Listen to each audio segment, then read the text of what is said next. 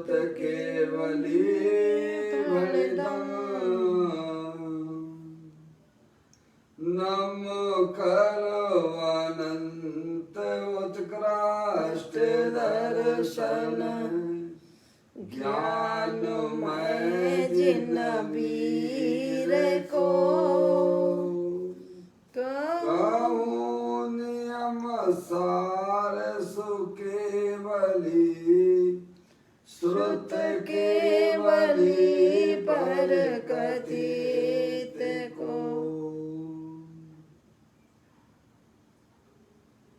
श्री नियम सार जी नामक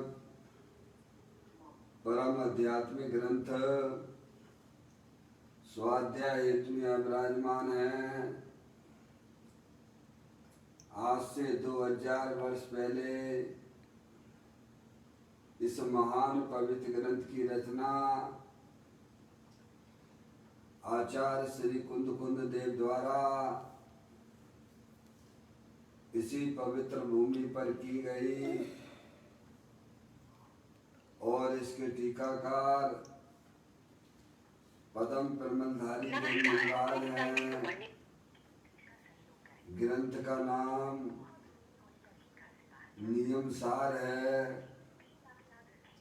नियम से करने योग कार्य अपनी आत्मा में सम्यक दर्शन, सम्यक ज्ञान, सम्यक चारित्र रूपी निर्मल पर्याय, पवित्र पर्याय, मोक्ष मार्ग रूपी पर्याय को प्रकट करना है।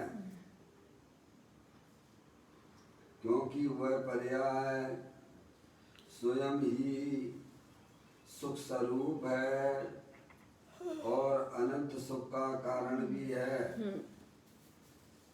अनादि काल से हमारे आपके आत्मा में पर को अपना जानने वाली, पर को अपना मानने वाली, पर के साथ संबंध रखने वाली ऐसी मोराग देश रूपी मलिन पर्याय, अपवित्र रूप पर्याय प्रकट है,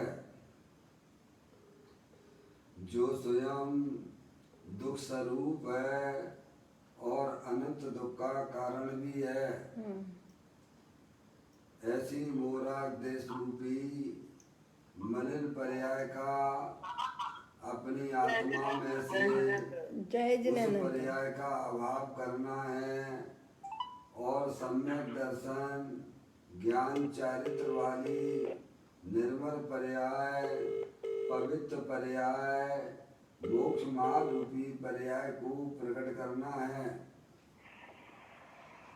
ऐसे कार्य की प्राप्ति जिनवाणी माता के द्वारा अपने आत्मा के स्वरूप को पहचानना, अपनी जो आत्म वस्तु है वह परद्रव, प्रभाव और पर्याय से विभिन्न एकमात्र अखंड ज्ञान ज्योति स्वरूप है। ऐसे ज्ञायक प्रभु परमात्मा का माँ जिनवाणी माता के द्वारा परिचय करके तत्पश्चात शरीर रागादि ये सब कर्म कृत वस्तुएं हैं, इनका हमारे आत्मा के साथ में किसी भी प्रकार का कोई संबंध नहीं है।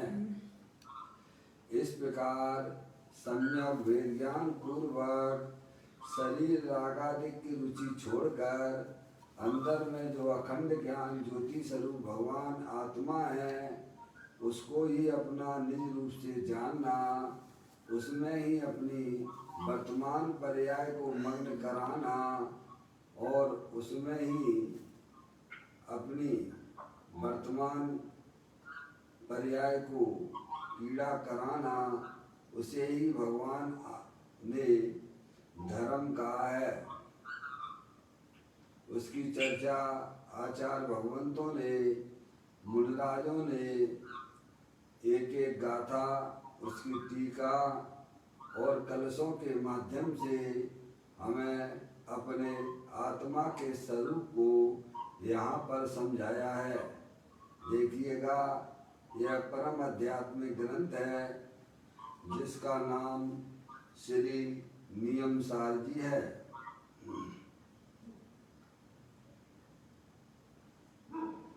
जिसके 7वें अधिकार की चर्चा हम और आप यहाँ पर पढ़ रहे हैं, जिसका नाम है शुद्ध निश्चय प्रायश्चित अधिकार, जिसके अंतर्गत 119वें नंबर की गाथा का स्वाध्याय चल रहा है। उसका प्रारंभिक पाठ करते हुए आचार्य भगवंतों ने, मुनिराजों ने जो टीका के माध्यम से हमें अपने आत्मा के स्वरूप को यहाँ समझाया है, उसका सच्चा ज्ञान करके अपनी वर्तमान पर्याय का को अपने ज्ञायक प्रभु परमात्मा में लीन करना ही हमारा आपका सबका एकमात्र कर्तव्य है। गाथा का प्रारंभिक पाठ करते हैं। निज आत्मा के ध्यान से सब भाव के परिहार की, इस जीव में सामर्थ है, निज ध्यान ही सर्वस्व है। आचार्य कुलदेव 119वें नंबर की गाथा के माध्यम से जगत के समस्त जीवों को यही समझाने का यहाँ प्रयत्न कर रहे हैं कि निज आत्मा के ध्यान से ही सब भाव के परिहार हो जाता है। अपने चैतन्य स्वरूपी भगवान आत्मा का जब पर्याय आश्रय लेती है, तब उसकी पर्याय में जो होने वाले मोह राग देश रूप परिणाम है, भाव है, उनका यह जीव त्याग उसका हो जाता है निज आत्मा के ध्यान से। किसके ध्यान से? निज आत्मा के ध्यान से। अपनी आत्मा के ध्यान से, यानी अपनी आत्मा के आश्रय से। ध्यान का मतलब क्या है? अपनी आत्मा के आश्रय से पर्याय में जो होने वाले जो मोह राग देश रूप परिणाम, जो कि दुख स्वरूप है, संसार का कारण है, उन समस्त परिणामों का अभाव हो जाता है, त्याग हो जाता है। इस जीव में सामर्थ्य है, निज ध्यान ही सर्वस्व है नहीं? ऐसी सामर्थ्य प्रत्येक जीव के अंदर विद्वान है कि वह जीव चाहे तो पर्याय में होने वाले दुखों का अभाव अपने ज्ञायक प्रभु परमात्मा के आश्रय से कर सकता है। पर द्रव्यों के आश्रय से तो आत्मा की पर्याय में दुख की उत्पत्ति होती है। चाहे वह परद्रव कोई भी हो, कैसा भी हो, पर द्रव्य के आश्रय से तो आत्मा की पर्याय में दुख की उत्पत्ति होती है और वह हमारे संसार का कारण है। निज आत्मा के आश्रय से सुख शांति की प्राप्ति होती है और दुख का अभाव हो जाता है। अब आपके पास में आप चाहें जैसा अपने आत्मा को परिवर्तन करा सकते हो। सही बात है। आपको संसार में रहना है, दुखी रहना है, तो अनादि काल से आत्मा पर का आश्रय लिए हुए ही है। उसकी शिक्षा की कोई जरूरत नहीं है। अनादि काल से हमारा आत्मा पर का आश्रय लिए हुए है, इसीलिए उसकी आत्मा में, उसकी पर्याय में पराधीनता, दुख की उत्पत्ति निरंतर हो रही है। उसके लिए कोई शिक्षा की जरूरत नहीं है, बताने की जरूरत नहीं है। समझ आया? पर्याय में दुख का अभाव हो और सुख की प्राप्ति हो, इसके लिए उपदेश की जरूरत होती है। उसके लिए अरिहंत परमात्मा और आचार्य भगवंत मुनिराज हमसे कहते हैं कि तुम्हें अपनी पर्याय में होने वाले दुखों का अंत करना हो, तो मैं तुम्हें एक उपाय बता देता हूँ, वह तुम अपने जीवन में अपना लीजिए। तो वर्तमान में ही तुम्हारी आत्मा की पर्याय में दुख का अभाव हो जाएगा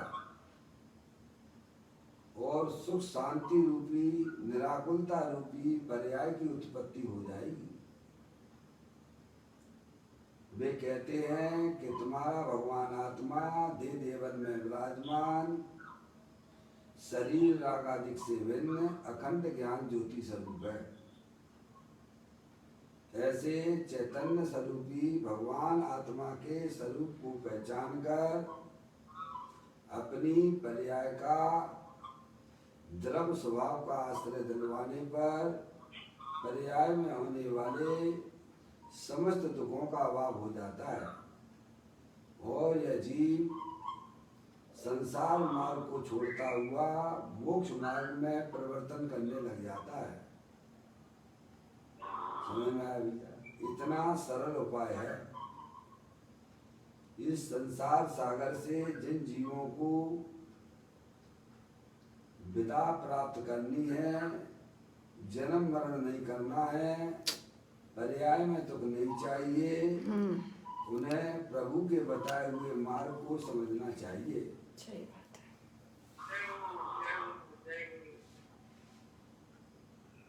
इसको समझे बिना हमारी पर्याय में कभी भी सुख की प्राप्ति नहीं हो सकती है। आप आत्मा हो, आत्मा ही थे और आत्मा ही रहोगे। चाहे कितना भी आप शरीर को अपना मानते रहो, शरीर तुम्हारा होने वाला नहीं है। चाहे कितना भी परद्रव का लक्ष्य करते रहो, ये परद्रव तुम्हारे होने वाले नहीं है। समझ में आया भैया? भगवान का तो एकमात्र यही उपदेश है कि अपने चैतन्य स्वरूपी भगवान आत्मा को पहचानो। देव देवन में विराजमान चैतन्य वस्तु अखंड ज्ञान ज्योति स्वरूप है, जो ना तो शरीर रूप परिमन करती है और ना ही रागादिक रूप परिमन करती है। संयोग में कैसा भी शरीर हो, कैसे भी रागादिक परिणाम हो, पर वह चैतन्य वस्तु कभी भी शरीर रागादिक रूप परिमन नहीं करती है। ऐसी अखंड ज्ञान ज्योति स्वरूप भगवान आत्मा देव देवन में विराजमान है। पंच परमेष्टि का यही एकमात्र उपदेश है कि अपनी चैतन्य वस्तु को पहचान कर उसका आश्रय लेना। क्या करना भाई साहब? उसका आश्रय लेना। अपनी चैतन्य वस्तु को पहचान कर उसका आश्रय लेना। आश्रय लेने वाली पर्याय है। कौन है? पर्याय। आश्रय लेने वाली पर्याय है। अज्ञान दशा में पर्याय परद्रव का आश्रय लेती है, सच्चा ज्ञान हो जाने पर अपनी आत्मा का आश्रय लेती है। बस उसी समय से मोक्ष मार्ग की उत्पत्ति हो जाती है। क्या पंडित जी साहब, हुकमचंद जी साहब, पंडित जी साहब, उसी समय से आपको अपने कमरे का अंधकार दूर भगाना है, तो मैं आपसे पूछता हूँ क्या उपाय करना चाहिए कि कमरे का अंधकार दूर हो जाए? प्रकाश कर दो उसको। पापा, आपको अपने घर का अंधकार दूर करना है, तो क्या उपाय करना चाहिए जिससे हमारे घर का अंधकार दूर हो जाए? उसमें नोटों के बंडल इकट्ठे कर दो, सोना चांदी इकट्ठा कर दो, तो हमारे कमरे का अंधकार दूर हो जाएगा क्या? हैं? हो जाएगा तो करके देख लो। अरे करके देख लो ना भाई साहब। हैं? अरे घर का अंधकार दूर करना है तो भाई साहब आपको बिजली के प्रकाश को जलाना ही पड़ेगा, और दूसरा कोई उपाय नहीं है। ऐसे ही भगवान हमें समझाते हैं, आचार्य परमेष्ठी हमको बताते हैं, मुनराज हमको बता रहे हैं कि तुम्हें अपनी आत्मा की पर्याय में होने वाले मोह राग देश रूपी अंधकार का अभाव करना है। करना है कि नहीं करना है? करना है। नहीं करना है तो उसके लिए तो कोई बात ही नहीं है, बैठे रहिए अंधेरे में। क्या जिन्हें करना है उनके लिए कहते हैं, जिन्हें नहीं करना है वे तो घूम ही रहे हैं, कीड़े मकोड़े बनते रहेंगे, चलता रहेगी ऐसी संसार अवस्था। बाबा भगवान कहते हैं कि तुम्हें अपनी आत्मा की पर्याय में होने वाले जो मोह राग देश रूपी परिणाम है, जो कि दुख रूप है, अंधकार स्वरूप है, उन्हें दूर भगाना है तो क्या करना? खूब पैसा इकट्ठे कर लो, संयोग इकट्ठा कर लो, परद्रव्यों से प्रेम कर लो, तो हमारी आत्मा में दुख की पर्याय चली जाएगी। नहीं, 3 काल में नहीं जाएगी। अरे बोलो। नहीं जाएगी। नहीं जाएगी तो फिर काहे में पीछे पीछे भागते हो किसी? हैं? जब मालूम है कि रेत में से तेल नहीं निकलेगा तो फिर जबरदस्ती दिमाग क्यों खराब करना? लौकिक में तो हम बहुत समझदार हैं बाबा।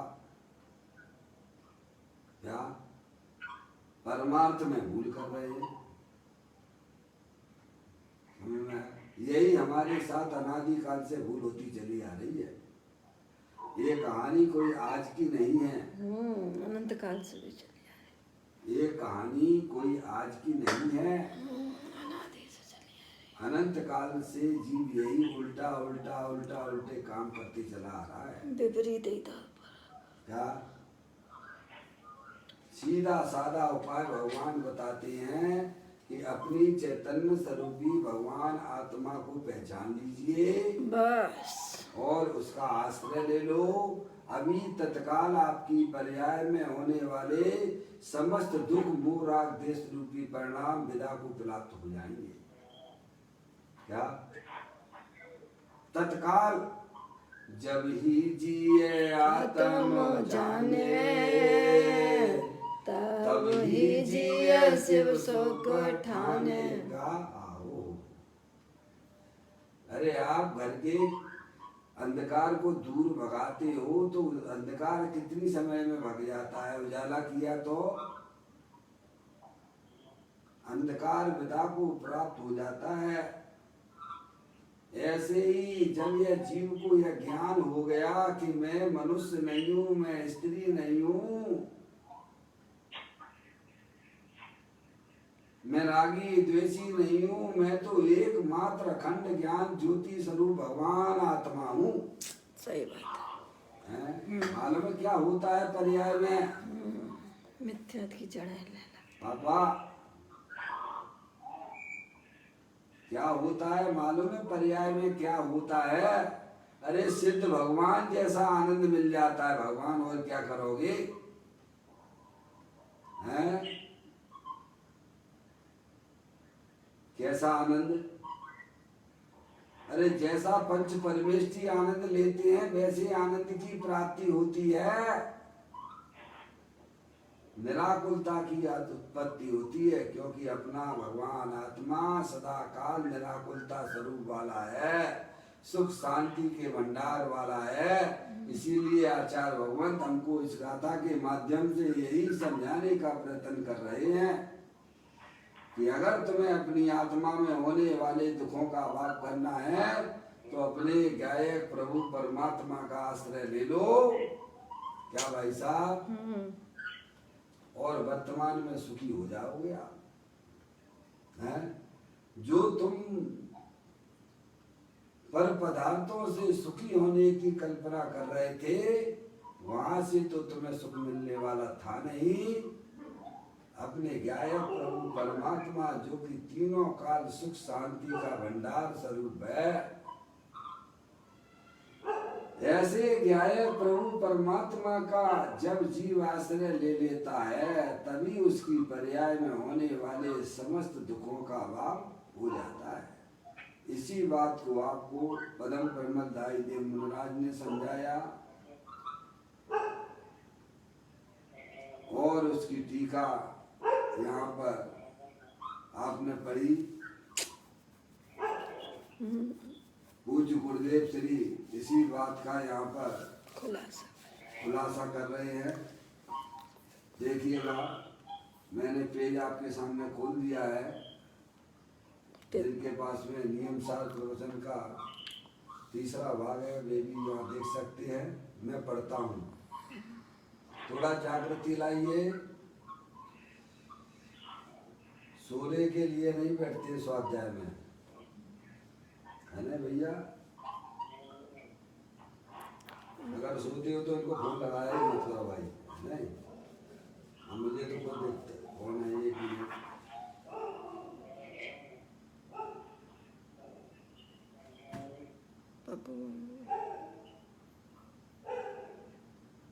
इनको फोन मत लगाया करो पुष्पा को, क्योंकि क्या है उनको जो है सोने की आदत है। ठीक है, चलिए बात चल रही है। आप पूज्य गुरुदेव श्री इसी बात का यह खुलासा करते हैं जो आचार्य भगवंतों ने समझाया है। पदम परमल दाई देव मुनिराज ने यहाँ में जो समझाया उसी बात का पूज्य गुरुदेव श्री खुलासा करते हैं। पर द्रव्यों से तो आत्मा त्रिकाल भिन्न ही है।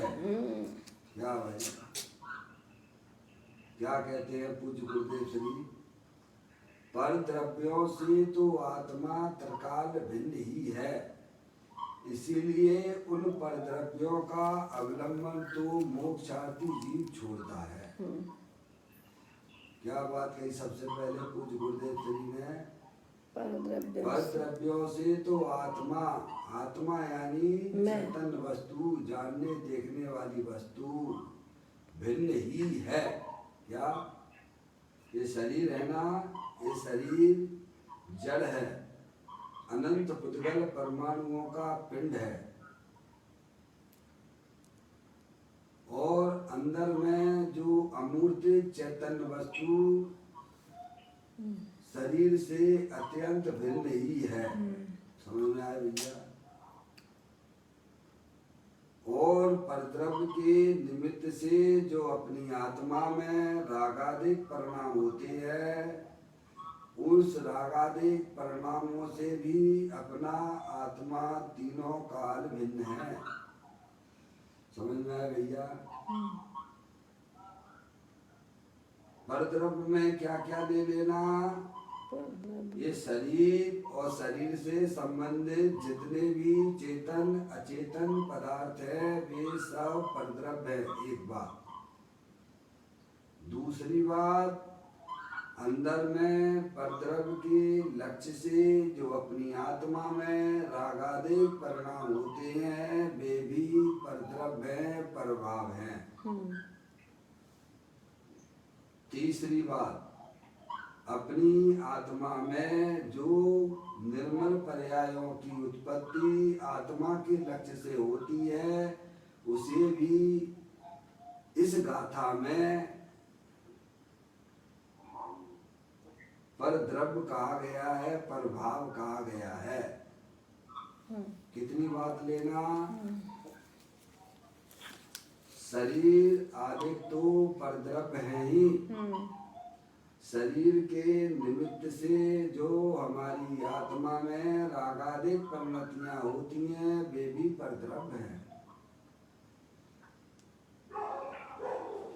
तीसरी बात, आत्मा के आश्रय से जो पर्याय में निर्मल दशा उत्पन्न होती है वह औपसमिक, क्षय औपसमिक और क्षय भाव रूप वाली पर्याय वह भी एक प्रकार से अपने त्रिकालिक ध्रुव भगवान आत्मा की अपेक्षा से उसे भी परद्रव्य कहा गया है। बोलो भैया, तैयार हुआ इतना कोर्स? डॉक्टर साहब को लगा दिया था फोन? डॉक्टर साहब लाइन पर नहीं है, कोई बात नहीं, चलिए। जूम बनी है नहीं, समझ में आ गया भाई साहब? परद्रव्य का कोटा कितना बड़ा है? अपनी आत्मा को छोड़कर बाकी समस्त द्रव्य परद्रव्य हैं। शरीर और शरीर से भिन्न जितने भी चेतन अचेतन पदार्थ हैं उनसे अपना भगवान आत्मा भिन्न है। दूसरी बात, परद्रव्य के आश्रय से जो आत्मा की पर्याय में जो रागादिक परिणतियां होती हैं वे सब रागादिक परिणतियां भी परद्रव्य हैं, परभाव हैं। इस गाथा में उपसम, क्षय उपसमिक और क्षयिक भाव जो निर्मल पर्याय हैं उन्हें भी यहाँ परद्रव्य कहा जा रहा है, क्योंकि वे पर्याय वाले भाव हैं। और तुम हो त्रिकालिक ध्रुव भगवान आत्मा, अखंड ज्ञान ज्योति स्वरूप। तो कहते हैं परद्रव्य से तो आत्मा त्रिकाल भिन्न ही है, इसीलिए उन परद्रव्य को अवलंबन तो मोक्षार्थी जीव छोड़ता है। क्यों छोड़ता है? अगर आपको ये ख्याल में आ गया हो कि परद्रव्य क्या क्या है, तो आप मोक्षार्थी जीव बन जाओगे। क्या मोक्ष में गमन करने वाले हो जाओगे? समझ गए आप? पप्पू भैया, मोक्षार्थी जीव, आत्मार्थी जीव परद्रव्य का अवलंबन क्यों छोड़ता है? क्योंकि परद्रव्य मेरी आत्मा से भिन्न है। हमें क्या लेना देना परद्रव्यों से? समझ गए आप? मैं तो चैतन्य स्वरूपी भगवान आत्मा हूँ। समझ गए आप? मुकेश भाई, परद्रव्य क्या क्या है ये बात अपन को पहले समझ में आ जाना चाहिए। सबसे पहले अपने आत्मा का ज्ञान कर लो कि मैं चैतन्य स्वरूपी भगवान आत्मा हूँ, असंख्यात प्रदेशी हूँ, जानने देखने वाली वस्तु हूँ, अनंत शक्तियों के भंडार वाला हूँ। ये शरीर जड़ है, परद्रव्य है, और शरीर से संबंधित जितने भी जगत में चेतन अचेतन पदार्थ हैं वे सब परद्रव्य हैं।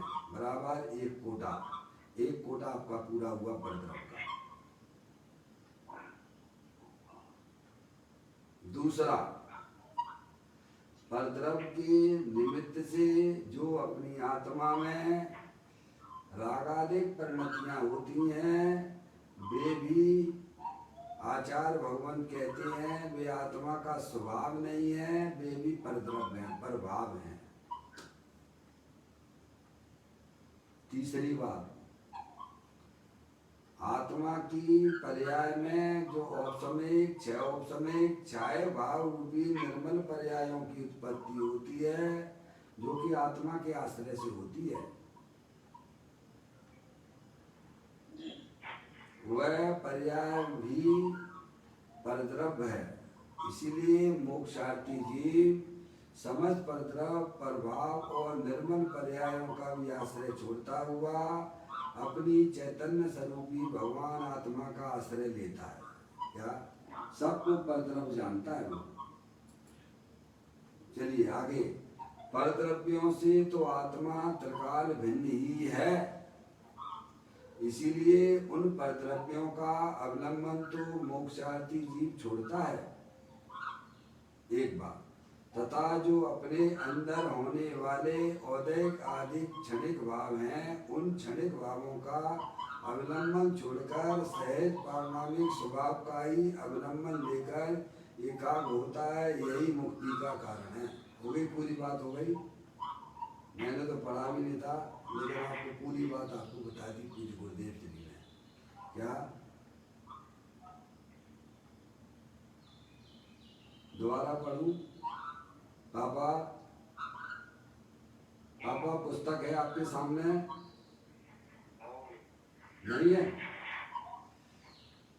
पापा पुस्तक है सामने?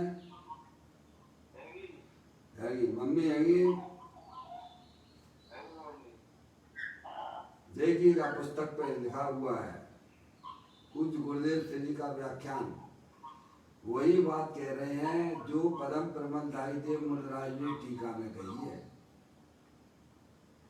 क्या? कि परद्रव्यों से तो आत्मा त्रिकाल भिन्न ही है। क्या? त्रिकाल भिन्न ही है, इसीलिए उन परद्रव्यों का अवलंबन, अवलंबन यानी आश्रय। अवलंबन का मतलब क्या है? अवलंबन का मतलब आश्रय। तो मोक्षार्थी जीव छोड़ता है। क्या हमें क्या लेना देना परद्रव्यों से भाई साहब? इससे हमारे आत्मा में क्या प्रयोजन की सिद्धि होने वाली है? हम तो 24 घंटा परद्रव्य का ही अवलंबन लेते ही रहते हैं, परद्रव्य के बारे में ही सोचते रहते हैं। बेमतलब के दिमाग खराब करते हो आप। अपनी आत्मा को संसार समुद्र में डुबाने का काम करते हो। ज्ञानी जीव कभी परद्रव्य का बारे में कुछ नहीं सोचता है। दुनिया जाए भाड़ में, ज्ञानानंद खाओ आड़ में। ज्ञानी जीव की पर्याय की स्थिति तो ऐसी हो गई। कैसी? कि दुनिया जाए भाड़ में और ज्ञानानंद खाओ आड़ में। क्या समझ में आया? अजय भाई का दो वंदना समझ में आया? क्योंकि वह जानता है कि भाई साहब परद्रव्यों का अवलंबन लेना आचार्य भगवंतों ने, मुनिराजों ने उसी संसार का कारण कहा है। ग्रंथों के अंदर आचार्य भगवान कहते हैं, पर दब्बाओ दुख गई, सा दब्बाओ सुख गई। क्या? अष्ट पावल के मोक्ष पावल में 16वें नंबर की गाथा में आचार्य कुनकुन देव कहते हैं, पर दब्बाओ दुख गई, सा दब्बाओ सुख गई।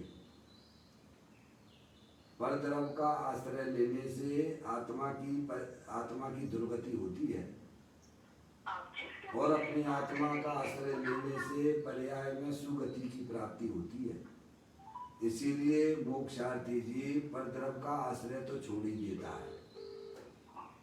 अब परद्रव्य में क्या क्या ले लेना मुकेश भैया?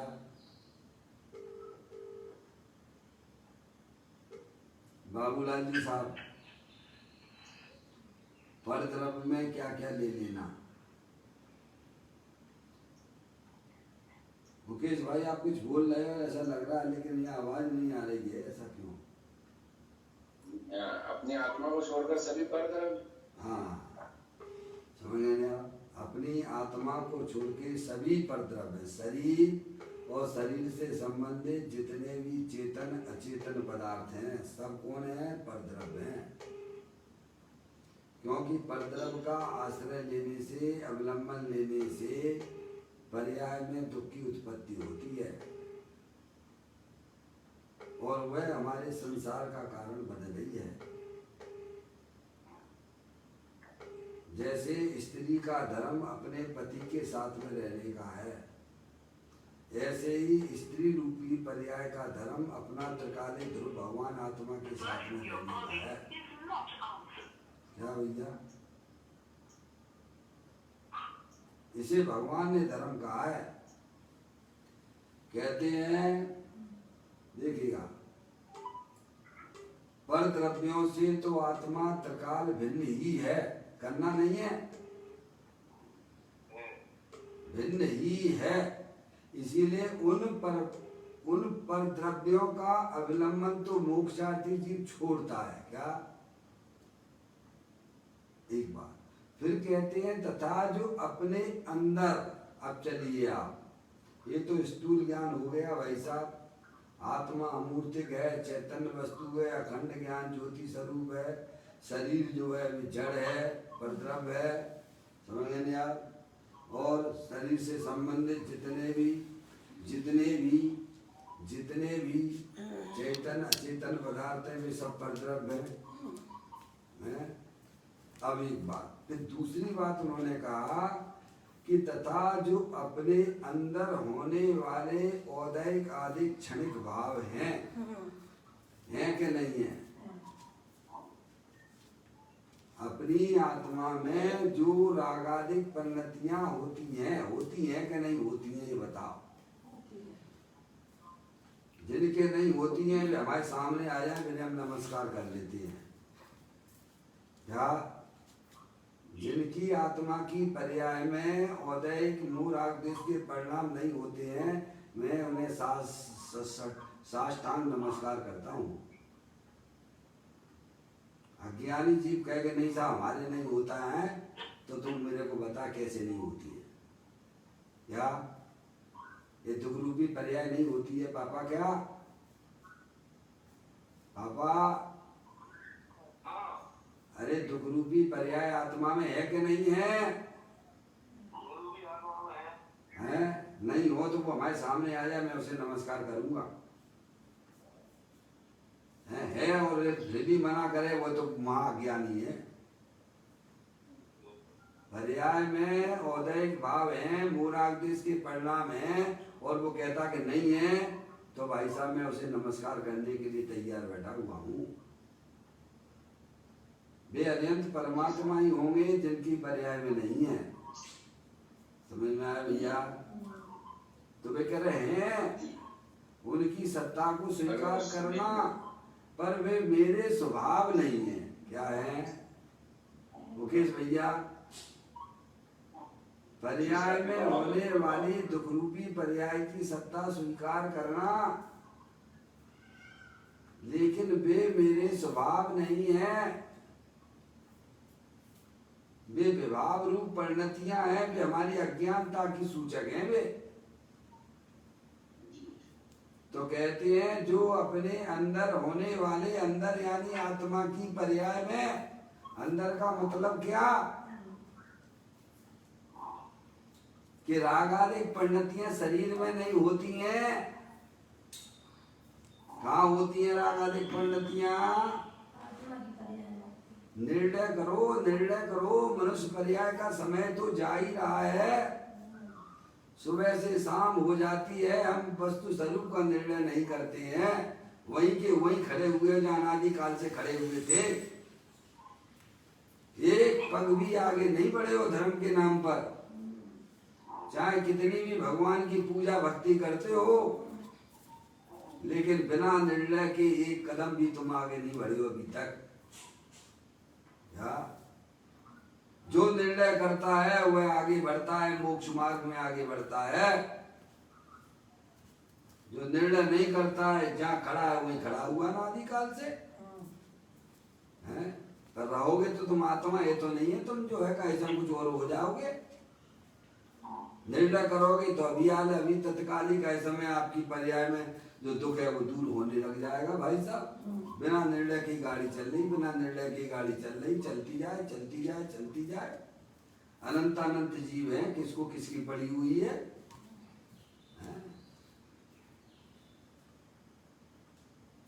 भैया निर्णय कीजिएगा। भगवान कहते हैं जो तुम्हारी आत्मा में अंदर, अंदर शब्द दिया है, अंदर यानी आत्मा की पर्याय में। अंदर का मतलब क्या होता है? अंदर का मतलब क्या होता है? अंदर का मतलब आत्मा की पर्याय में, संसार अवस्था में, शरीर में नहीं। शरीर तो जड़ है, शरीर तो जड़ है। अंदर आत्मा में अंदर होने वाले औदैहिक आदिक, औदैहिक यानी और आदि शब्द दिया है ना, तो उसमें जो औदैहिक आदिक 4 भाव कहे गए हैं, औदैहिक भाव, औपसमिक भाव, छह औपसमिक भाव और चायिक भाव। इन 4 भाव जो पर्याय में होने वाले हैं उनकी बात करते हैं दूसरे नंबर पे। पहले नंबर पे मम्मी क्या बात करी कि आत्मा जो चैतन्य वस्तु है, अखंड ज्ञान ज्योति स्वरूप है, उससे मेरा भगवान आत्मा तीनों काल भिन्न है। पहली बात तो ये की। दूसरी बात उन्होंने ये बताई कि अपने अंदर होने वाले औदैहिक आदिक क्षणिक भाव, ये 4 प्रकार के जो भाव हैं, औदैहिक भाव यानी मोराग्देश के परिणाम, औपसमिक यानी पवित्र पर्याय जो आत्मा के आश्रय से होती है, 6 औपसमिक पर्याय, 6 औपसमिक भाव और चायिक भाव। ये 4 प्रकार की पर्याय क्षणिक हैं और तुम स्थायी वस्तु हो। कौन हो? अरे अब यही निर्णय कर लो ना भगवान। हाँ बोलोगे तो पर्याय की दशा बदल जाएगी है? और कुछ नहीं बोलोगे, क्या कहा, कुछ भी ना बोलोगे भाई साहब, तो तुम्हें अपनी पर्याय का निर्णय नहीं है। निर्णय कीजिए। आचार्य भगवंत हमको समझा रहे हैं, हमें अपनी ज्ञान की पर्याय में निर्णय कीजिए कि पर्याय में कोई भी परिणमन होता है वह सब क्षणिक ही होता है। देखो ना आपकी पर्याय में रागादिक परिणतियां बोलो भाई साहब, हैं कितनी हुई? सोने वाली दशा थी कि नहीं थी, उसी को तो रागादिक परिणतियां कहते हैं। क्या भैया अब है क्या? अब आप जागृत रूप अवस्था में आ गए। सही बात। तुम तो हो के नहीं जानने देखने वाले पदार्थ में तो थे चले गए हैं। ऐसे अपनी आत्मा का निर्णय करो। भगवान कहते हैं कि आत्मा की पर्याय में होने वाले जो औदैहिक आदिक क्षणिक परिणाम है, वे भी आत्मा की अपेक्षा से परद्रव्य हैं, प्रभाव हैं। जो अपने अंदर होने वाले औदैहिक आदिक क्षणिक भाव हैं, उन क्षणिक भावों का अवलंबन छोड़कर, जैसे तुमने परद्रव्य का अवलंबन छोड़ा है, ऐसे ही आत्मा की पर्याय में होने वाले जो क्षणिक परिणाम है, जो रागादिक परिणतियां हैं, उनका अवलंबन यानी उनका आश्रय, उन्हें देखना छोड़ दीजिए। आप उन्हें याद मत कीजिए। याद करने लायक तो अपना त्रिकालिक ध्रुव भगवान आत्मा है, शाश्वत है, वही वास्तव में याद करने लायक है, वही देखने लायक है? जो अपने अंदर होने वाले औदैहिक आदिक क्षणिक भाव हैं, उन क्षणिक भावों का अवलंबन छोड़कर सहज परम पारणामिक स्वभाव का ही अवलंबन लेकर एकाग्र होता है, यही मुक्ति का कारण है। अब आपके ऊपर निर्भर करता है कि आप क्षणिक पदार्थों के आश्रय से अपनी जिंदगी पूरी कर रहे हो, या आनंद स्वरूपी भगवान आत्मा जो दे देवल में विराजमान है, तीनों काल शाश्वत है, किसके साथ रहना पसंद करोगे आप? शाश्वत वस्तु के साथ। ये बाजी आपके हाथ में है। परद्रव्य प्रभाव का अवलंबन लोगे तो प्रति समय भाव मरण होगा, जो अनादि काल से करते चले आ रहे हो। भाव मरण ये भाव कर्म सदियों से करता आया है। कब से? सदियां निकाल दी। कब के हो पापा? हैं? अनादि से हो पापा। और शरीर के नाश होने पर आपका नाश हो जाएगा क्या? अनंत काल रहना है, आत्मा बन के ही रहना है, शरीर नहीं हो जाओगे। पर द्रव्यों से कितना भी प्रेम करो वे तुम्हारे कभी नहीं हो सकते हैं। समझदारी यही है कि पर द्रव्य से प्रेम करना छोड़ दो, अपने आत्मा को पहचानो। शाश्वत भगवान आत्मा देवल में विराजमान है, उसके साथ में रहने की आदत डालो। किसके साथ रहने की बात की जा रही है?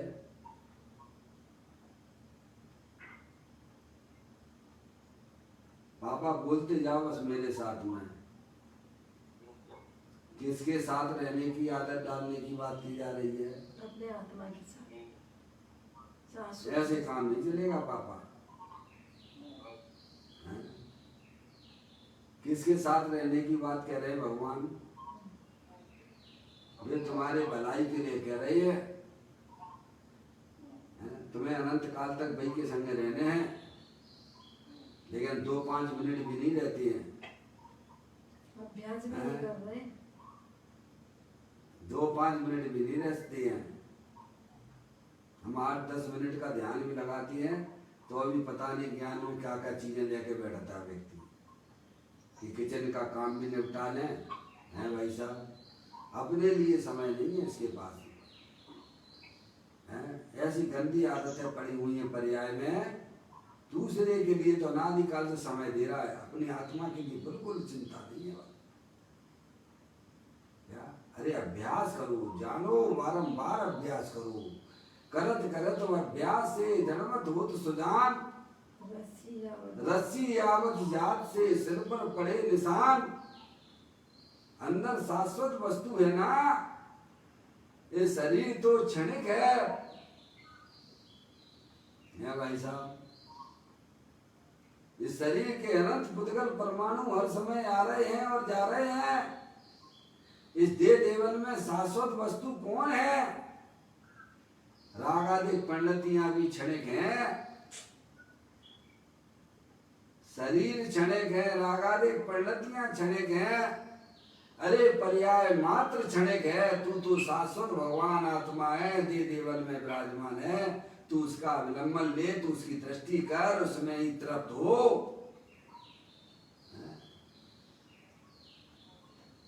कहते हैं जो अपने अंदर होने वाले औदैहिक आदि क्षणिक भाव है, उन क्षणिक भावों का अवलंबन छोड़कर, अवलंबन छोड़ के मतलब क्या?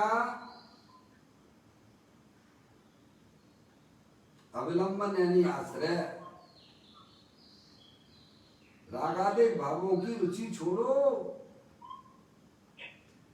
अंदर पर्याय में अपने क्या है प्रभु परमात्मा की रुचि जागृत करो।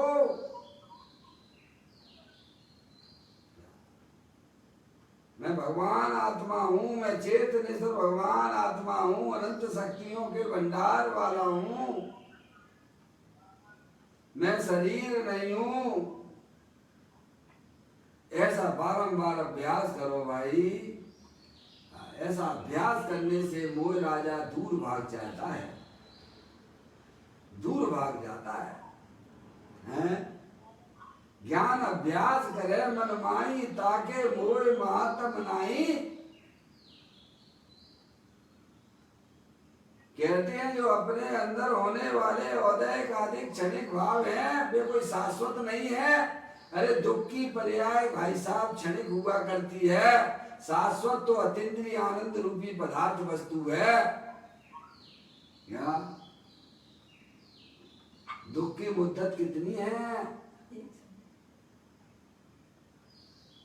पर्याय में दुख है, पर उसका समय कितना है भगवान ये तो बता दो। केवल एक समय मात्र का दुख है। भगवान कहते हैं तू उसकी दृष्टि छोड़ दे, उसका आश्रय छोड़ दे। वे सब आने जाने वाली वस्तुएं हैं, उनसे तुम्हारी आत्मा का कोई किसी प्रकार का कोई संबंध नहीं है। अंदर देखो, देने वाले में देखो, अंदर शाश्वत वस्तु विद्यमान है, सिद्ध भगवान जैसी है, अनंत शक्तियों के भंडार वाली है। तू उसकी दृष्टि कर, उसका आश्रय लो। जो है अनंत काल सिद्ध भगवान उसी के आश्रय से रहते हैं। किसके आश्रय से रहते हैं? सबके पास में है, सबके पल्ले लाल लाल बिना कोई नहीं, और गांठ खोल देखी नहीं ताते भयो कंगाल। वेद ज्ञान की आंख नहीं खोलता है भाई साहब।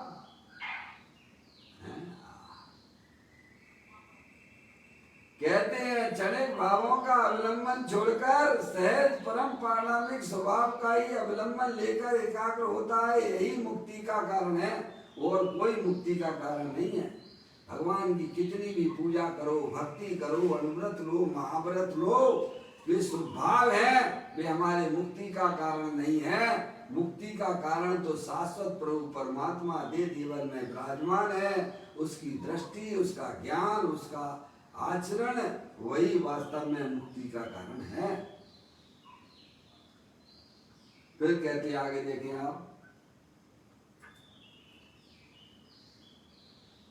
अपने शुद्धात्म द्रव्य का अवलंबन करने वाला भाव ही अहिंसा है। क्या है अहिंसा? अहिंसा किसे कहना? बहुत बोलते हो अहिंसा परम धर्म। पहले अहिंसा के स्वरूप को तो समझ लो भगवान। अपने शुद्धात्म द्रव्य का अवलंबन यानी आश्रय करने वाला भाव ही अहिंसा है। जब पर्याय अपने त्रिकाले ध्रुव भगवान आत्मा का आश्रय लेती है, तब उसकी पर्याय में रागादिक परिणतियां गायब हो जाती हैं। क्या हो जाती हैं?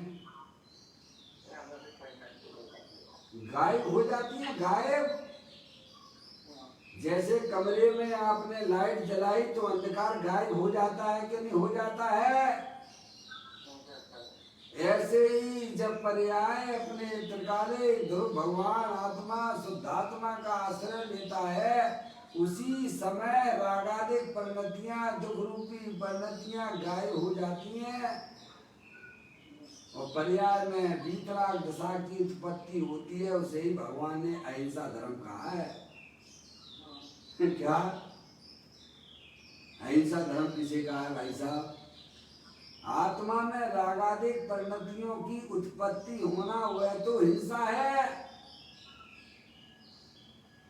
आत्मा में रागादिक परिणतियों की उत्पत्ति होना वह तो हिंसा है। आत्मा में वीतराग दशा की उत्पत्ति होना वो अहिंसा है। और ऐसा अहिंसा रूपी धर्म अपने आत्मा के आश्रय से होता है, क्योंकि आत्मा तीनों काल वीतराग आनंद स्वरूप है। किसके आश्रय से होता है?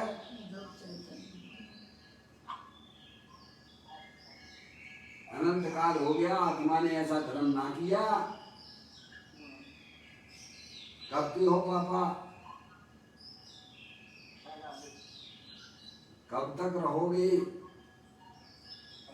भगवान कहते हैं कि जितना अनंत काल निकल गया है ना, उससे अनंत काल तेरा भविष्य है। अभी भी चेत जा, अभी भी कुछ नहीं बिगड़ा है, अभी भी चेत जाओ। शाश्वत भगवान आत्मा तो दे देवल में विराजमान है, उसका आश्रय लो। स्वाधीनता धर्म है, पराधीनता तो अधर्म है। अपने शुद्धात्म द्रव्य का अवलंबन, किसका? अपने की बात चल रही है यहाँ पर। परमात्मा, अनंत परमात्मा, सिद्ध परमात्मा के अवलंबन की बात नहीं है। उनके आश्रय से तो रागादिक परिणतियों की उत्पत्ति होती है, स्वभाव की उत्पत्ति होती है। पंच परमेष्ठी के आश्रय से तो स्वभाव की उत्पत्ति होती है, रागादिक परिणतियों की उत्पत्ति होती है। और संसारी जीवों का लक्ष्य करने से पाप परिणामों की उत्पत्ति होती है। और अपने त्रिकाले ध्रुव भगवान आत्मा का आश्रय लेने से वीतराग दशा की उत्पत्ति होती है, जिसे भगवान अहिंसा धर्म कहते हैं।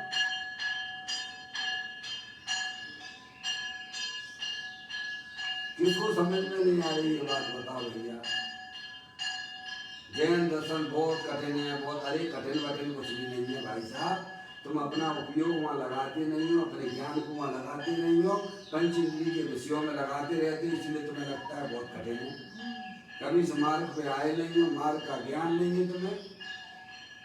क्या सुखी होने मार्ग का भी ज्ञान नहीं है इस जीव को। जो पंच परमेश जी हमें समझाते हो वहां जाके अपना ज्ञान लगाता नहीं। मनुष्य पर्याय मिली है, बस भोगों में बस खाए पिए सो गए। तिरंज जैसा जीवन जी रहा है अज्ञानी जी। जैसे तिरंज गति के जीव होते हैं ना, अभी तो आपके सामने सब दिख रहा है ना। तिरंज गति के जीव क्या करते हैं, क्या करते हैं भाई साहब, बोलो क्या करते हैं? खाए पिए और सो गए। ऐसे ही ये अज्ञानी जीव मनुष्य पर्याय में आया और खाए पिए और सो गए, बस खत्म। और क्या है? ऐसे ही बिलबिलाते रहोगे। देखो चींटियां हैं, ये हैं, कैसे कैसे कार्यक्रम में ऐसे ऐसे घूमती रहती बेचारे हैं। ऐसा अनंत भाव हमने ऐसे ही निकाले हैं अज्ञान दशा में। ये मार्ग तो आपको पंच परमेष्टि के द्वार पर ही प्राप्त होता है। जो आज हमारे पुण्य के उदय से ये सारी बातें हमें आपको सुनने को पढ़ने को मिल रही हैं, ये कहाँ जीवों को पता है? जैनी होकर भी उन्हें सत्य धर्म वस्तु के धर्म का पता नहीं है। बस जयकार बोले अहिंसा धर्म की जय, पर किसे कहते हैं भगवान अहिंसा, ये तो बता दे। भगवान ने अहिंसा धर्म किसे कहा है कुछ पता नहीं। वे कहते हैं अपने त्रिकाले ध्रुव भगवान आत्मा शुद्धात्मा जो देह देवल में विराजमान है, जो ना कभी उत्पन्न होता है ना कभी नाश को प्राप्त होता है, ऐसे गायक प्रभु परमात्मा का जो जीव आश्रय लेता है उसकी पर्याय में अहिंसा धर्म की उत्पत्ति होती है। क्या वैसा अनंत काल हो गया ऐसा धर्म आपकी आत्मा में आज तक प्रकट नहीं हुआ। भले धर्म की क्रियाएं कितनी भी आपने कर ली हो, लोग तुम्हें धर्मात्मा कहते होंगे। क्या कि साहब वे पंडित जी बहुत बढ़िया है, वे बहुत बढ़िया है, देखो कितने त्यागी हैं। दुनिया तुम्हें त्यागी कहती होगी, और तुम अपनी आत्मा से पूछो तुम्हारी पर्याय अपनी आत्मा का आश्रय ले रही है कि नहीं ले रही है। किसी दूसरे से पूछने की जरूरत नहीं है, अपने आप को समझने की बात है, हैं? अपने शुद्धात्म द्रव का अवलंबन करने वाला भाव ही अहिंसा है। अपने आत्मा का आश्रय लेने वाले ने आत्मा की अहिंसा की, हिंसा नहीं। क्या अहिंसा की है, हिंसा नहीं की है। जिस आत्मा की पर्याय में रागादिक परिणामों की उत्पत्ति होती है उसने अपनी आत्मा की हिंसा की है। जिस आत्मा में रागादिक परिणतियों की उत्पत्ति हो रही है वह हिंसा वाला जीव है वो। क्या? और जिस आत्मा में वीतराग भाव की उत्पत्ति होती है उसे भगवान ने अहिंसा धर्म कहा है। अपने आत्मा का आश्रय लेने वाले ने आत्मा की अहिंसा की, उसने हिंसा नहीं की। हाँ? इसके अतिरिक्त प्रभाव का अवलंबन लेने वाला, देखिएगा इसके अतिरिक्त यानी इसके अलावा जो अपनी आत्मा का आश्रय नहीं लेता है, इसके अलावा इसके अतिरिक्त प्रभाव का अवलंबन, अवलंबन का मतलब आश्रय। आश्रय कौन लेता है? द्रव लेता है कि गुण लेता है कि पर्याय लेता है? ये आप मुझे समझा दीजिएगा। द्रव गुण पर्याय का स्वरूप एक बार पहचान लो भाई साहब। अनंत काल हो गया अपनी आत्मा के बारे में अपरिचित हो। ये मौका मिला है भगवान के द्वार पे आके, यहाँ भी ना समझोगे तो कहीं नहीं समझ पाओगे तुम, क्योंकि कहीं ऐसी बातें है ही नहीं है। पहली बात समझ गया? इसके अतिरिक्त प्रभाव का अवलंबन लेने वाला हिंसक है। कौन है? इसके अतिरिक्त प्रभाव का अवलंबन लेने वाला हिंसक है। समझ गया? उसे हिंसक कहा है। भाव मरण कहते हैं, जिसे भाव मरण कहते हैं। फिर कहते हैं त्रिकालीन पारिणामिक भाव की भावना करने वाला जो शुद्ध भाव है वही सत है, वही परम ब्रह्मचर्य है। क्या भाई साहब क्या कह दिया? वही सत्य है और वही परम ब्रह्मचर्य। त्रिकालीन पारिणामिक भाव की भावना, भावना का अर्थ किया था आपको पहले बताया था, सम्यक श्रद्धा, सम्यक ज्ञान और सम्यक चारित्र। भावना का मतलब आश्रय। किसका आश्रय? अपने त्रिकालिक ध्रुव भगवान आत्मा का आश्रय। दर्शन ज्ञान चारित्र। भावना का मतलब आश्रय रूपी भावना ना लेना। भाई साहब हमारी तो बहुत अंदर में भाव है, ये तो आश्रय वाली बात है। समझ में आया? भावना का मतलब उस रूप परिणमन करना। आश्रय रूपी भावना यानी त्रिकालिक ध्रुव भगवान आत्मा का अनुकरण करना, आश्रय लेना, वही भावना है। आत्म भावना भावता जीव लहे केवल ज्ञान को, उसको भावना कहते हैं। त्रिकालिक पारिणामिक भाव की भावना करने वाला जो शुद्ध भाव है, शुद्ध भाव यानी वीतराग भाव, जो पर्याय अपने त्रिकालिक ध्रुव भगवान आत्मा को केंद्र करती हुई परिणमन करती है, उसे भगवान ने शुद्ध भाव कहा है। उसे ही अहिंसक भाव कहते हैं और वही सत है। क्या है? वही सत है और वही परम ब्रह्मचर्य है। ब्रह्मचर्य है। क्या है? ब्रह्मचर्य यानी ब्रह्म स्वरूपी आत्मा में चरण करना, उसको ब्रह्मचर्य कहते हैं। साहब हमने तो शादी नहीं करी है, तो हम ब्रह्मचारी हैं। तू ब्रह्मचारी नहीं तो ब्रह्मचारी है। ब्रह्म से अपने आप को ब्रह्मचारी कहता है। जब तक अपनी पर्याय अपने त्रिकालिक ध्रुव भगवान आत्मा जो परम पवित्र है, परम ब्रह्मचारी है, जिसने आज तक परद्रव्य को कभी स्पर्श नहीं किया है, वह आत्मा परम ब्रह्मचारी है। वो और पर्याय जो उसका आश्रय लेती है, चरण करती है, उसको ब्रह्मचारी कहते हैं। ये शरीर से ब्रह्मचर्य हुआ तो स्वभाव है, वह कोई धर्म नहीं है। पुण्य की भावना यानी आश्रय रूप भावना। समझ में आएगी भैया?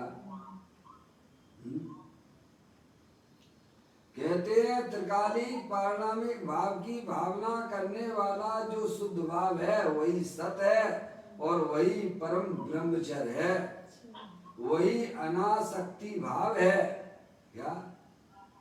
उस पर्याय में परद्रव्य प्रभाव की पकड़ छूट गई है, अपने त्रिकालिक ध्रुव भगवान आत्मा की पकड़ आ गई है।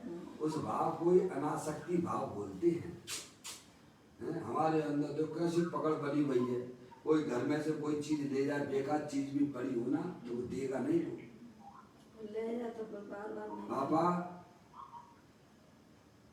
घर में इतनी वस्तुएं पड़ी हुई हैं जिन्हें अपने को उनसे कोई लेना देना नहीं है। बहुत सी चीजें ऐसी कि अपने ज्ञान में भी नहीं है। सही बात है। और कोई मांगने भी आए ना कि भाई साहब आपके यहाँ वो चीज पड़ी हमें दे दोगे आप? कौन सी चीज? वो वाले। हाँ नहीं भैया, नहीं नहीं नहीं नहीं नहीं, कितनी आसक्ति पड़ी हुई है बोलो। हैं तुम्हारे कोई मतलब की भी नहीं है। मतलब की बात तो छोड़ो, बिना मतलब की चीजें भी कोई मांगने आए तो तू देगा नहीं। इतनी परद्रव्यों की अंदर पर्याय में पकड़ पड़ी हुई है। मम्मी मम्मी मम्मी है कि इतनी पर्याय में पकड़ पड़ी हुई है परद्रव्यों की, ये अपने परिणामों को पहचानो।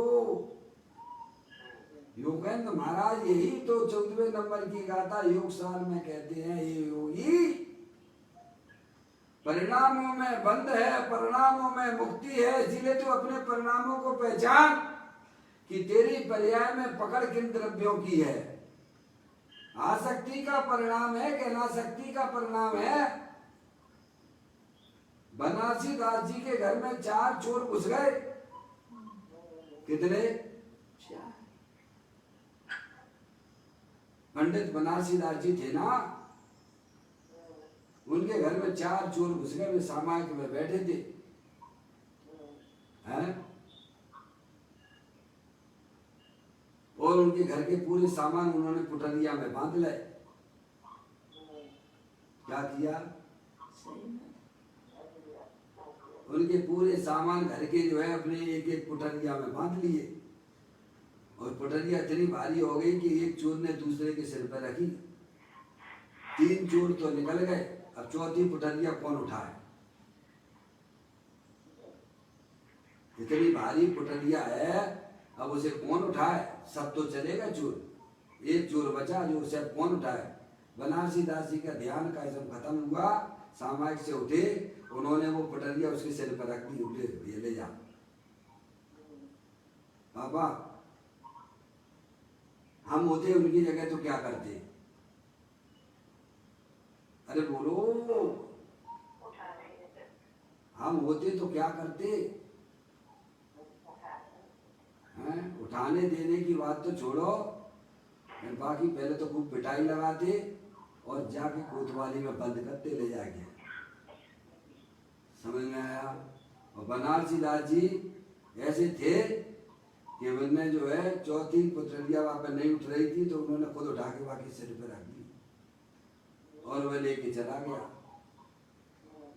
माँ को बोला कि माँ आज तो गजब हो गया। चोर बोला, माँ आज तो गजब हो गया कि जिसके नाम में चोरी करने गया उसने सामान खुद हमारे सिर पर रख दिया। जा ले जा। इसको कहते हैं अनासक्ति रूपी परिणाम। क्या? ज्ञानी जीवों की पर्याय में परद्रव्य की पकड़ तो है नहीं, अरे पर्याय मात्र की पकड़ उसने छोड़ दी है। अपने त्रिकाले ध्रुव भगवान आत्मा की पकड़ अंदर में बनाई है, वही ज्ञानी है। मैं एक शुद्ध सदा रूपी ज्ञान द्रव्य यथार्थ से कुछ अन्य वो मेरा नहीं, परमाणु मात्र नहीं है। समझना? पहले वो भाव से नग्न और फिर होता है द्रव्य से नग्न। पहले पर्याय में पकड़ अपनी त्रिकालिक ध्रुव भगवान आत्मा की हो, अपने भगवान आत्मा का ज्ञान नहीं है, परिचय नहीं है, पकड़ नहीं है, ब्रह्मचारी हो गए। काहे कि ब्रह्मचारी हो गए भाई साहब तुम हैं। और तुरंत अगर तुम्हें ब्रह्मचारी त्यागी ना करे तो तुम्हें बुरा लगने लगता है। क्या लगता है पंडित जी साहब? ये मेरे को ब्रह्मचारी नहीं कहता है, ये मेरे को त्यागी नहीं कहता है, ये मेरे को बाबा नहीं कहता है। क्यों बुरा लगता है? क्योंकि तुम्हारी पकड़ शरीर में है। तुम शरीर के धर्म को अपना धर्म माने बैठे हुए हो, इसीलिए तुम ब्रह्मचारी नहीं हो, ब्रह्मचारी हो। ब्रह्म में ब्रह्मचारी माने बैठे हो। जिस पर्याय की पकड़ अपने त्रिकाले ध्रुव भगवान आत्मा जो कि परम ब्रह्मचारी है, जिसने आज तक परद्रव्य प्रभाव का स्पर्श तक नहीं किया है, ऐसे गायक प्रभु परमात्मा की जो पर्याय में पकड़ होती है उसी को ब्रह्मचारी कहते हैं।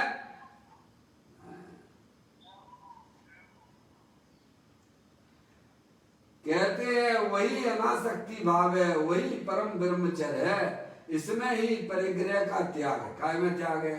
पर्याय में अपने त्रिकालिक ध्रुव भगवान आत्मा की पकड़ हो जाती है भाई साहब, वही सबसे बड़ा त्यागी है। इसमें ही परिग्रह का त्याग है। इस शुद्ध भाव के अवलंबन रूप भाव में ही समिति तथा गुप्ति समाहित हो जाती है, सब समाहित हो जाती है। एक के बिना भाई साहब सब जीरो बेकार है तुम्हारे। अरे एक आध भाव अच्छा मिल भी जाएगा तो उससे तुम्हारा कौन सा पेट भरेगा भाई साहब। सही बात है। हैं? शुभ भाव से एक आध भाव अच्छा मिल भी जाएगा, कौन से तुम निहाल होने वाले हो। वैसे भी जीव जो है भाई साहब 2000 सागर के लिए इस 10 पर्याय में आता है। कितने के लिए? सारे 2000 सागर के लिए। और जिसमें स्वर्ग में 1260 अथवा 1300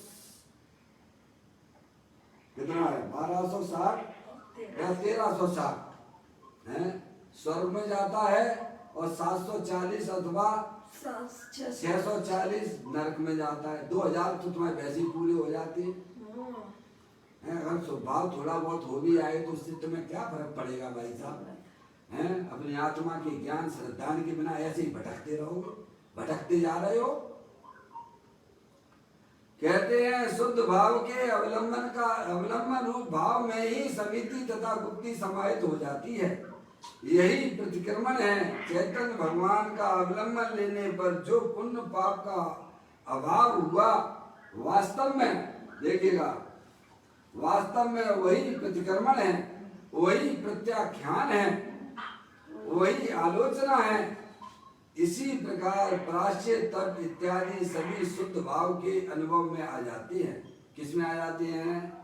आपने एक त्रिकालिक ध्रुव भगवान आत्मा का आश्रय ले लिया तो भाई साहब बहुत बड़ा काम कर लिया। वही आपका प्रतिक्रमण है, वही आपका प्रत्याख्यान है, वही आलोचना है, वही तप है, वही प्रायश्चित है, वही सब कुछ है। और एक भगवान आत्मा का आश्रय ना लिया तो कितना भी बार में क्रिया कांड कर लो, कितनी भी भगवान की भक्ति करो, कितनी भी पूजा करो, सब भाई साहब तुम्हारी एक के बिना 0 0 0 0 0 0 है। समझ में आया भैया? चैतन्य भगवान का अवलंबन लेने पर जो पुण्य पाप का अभाव हुआ, काय का अभाव हुआ? पुण्य पाप का अभाव हुआ तो वीतराग दशा की उत्पत्ति हुई। क्या भाई साहब? अंधकार भगा, उजाला आया, उजाला हुआ, अंधकार भाग गया। चैतन्य भगवान का अवलंबन लेने पर पुण्य पाप का अभाव हुआ। वास्तव में भगवान का अवलंबन लेने पर पुण्य पाप का अभाव हुआ। वास्तव में वही प्रतिक्रमण है। अपने भगवान आत्मा की बात है, वहां पर समझने आप।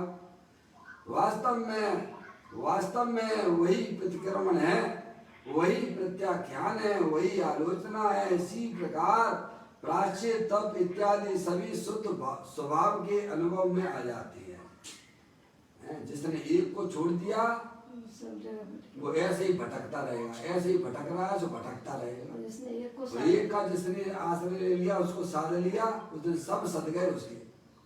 एक के साधे सब सदे, क्यों भैया?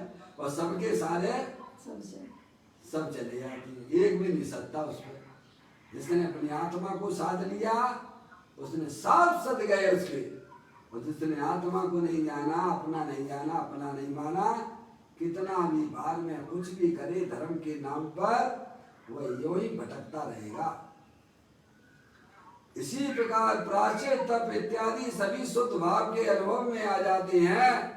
चैतन्य का अवलंबन लेने वाला भाव ही मोक्ष मार्ग है, कहा भी है। क्या?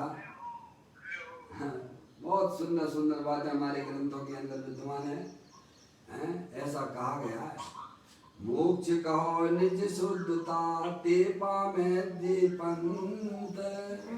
क्या? मोक्ष कहो निज शुद्धता जे पामे दे पंत। समझावो संक्षेप में सकल मार्ग निर्ग्रंथ। मोक्ष कहो निशुद्धता जे सहज शुद्ध आत्म तत्व त्रिकाल है। क्या? अब इसकी व्याख्या अपन कल कर लेंगे। कल अपन यहाँ पद के अनुसार फिर अपन आगे इसकी चर्चा करेंगे। अभी समय हो गया है। निज निधि निजो में बताई, यह अनंत अनंत उपकार है। उसके लिए जिनो वाणी माँ को वंदना सत वंदना सतबार है। 9 बार नमोकार मंत्र।